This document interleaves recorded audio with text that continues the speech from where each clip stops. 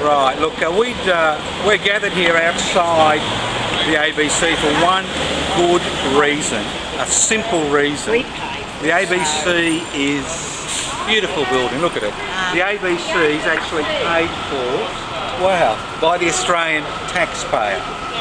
They pay for the ABC. Now over the last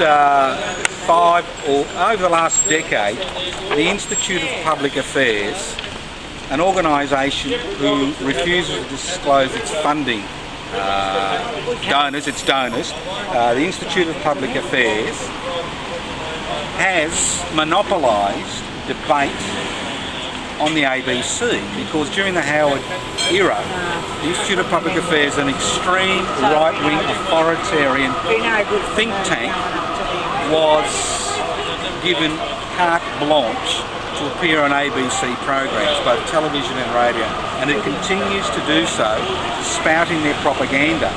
I mean, the ABC is as extremist as we are, well, as the Anarchist Institute.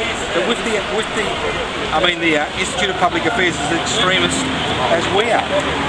But they're extreme on the other side, and they're actually, what they're saying, their life-denying ideas are accepted as normal public debate. Now, the ABC never interviews radical left-wingers or radical non-authoritarians or radical left-wing libertarians, but they continue to give space and interviews to the Institute of Public Affairs, not just once in a while, but they have a number of guest spots, over 10 guest spots on Radio National and local ABC radio across the nation, as well as television. So why should the Institute of Public Affairs, an institute who refuses to tell us who their donors are, and we understand their donors are big cigarette companies and big mining companies are their major donors, who are pushing a deregulation, privatisation, corporatisation agenda, why should they have carte blanche in the government gelded ABC? And the reason is because today debate is basically limited between the reformist left and the extreme right.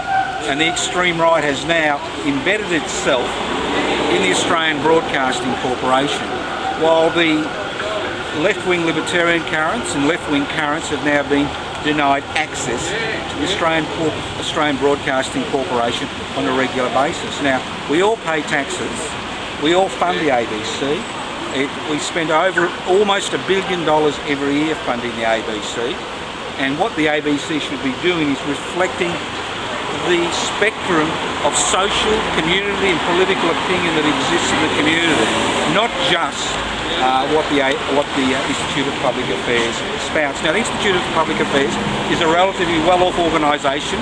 They have full-time employees whose job it is to propagandise for the corporate sector.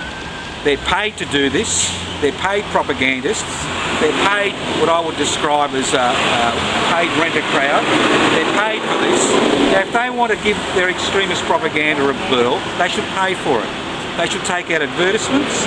They should do that type of thing. They shouldn't have regular, fixed spots on the ABC. We're not asking the ABC not to interview them, but we're asking the ABC, if you're going to have extremists like them on their program, there should be people from the other side of politics, not the ALP or not some reformist group, but people from the radical left to actually debate these people, because these people have nothing to offer.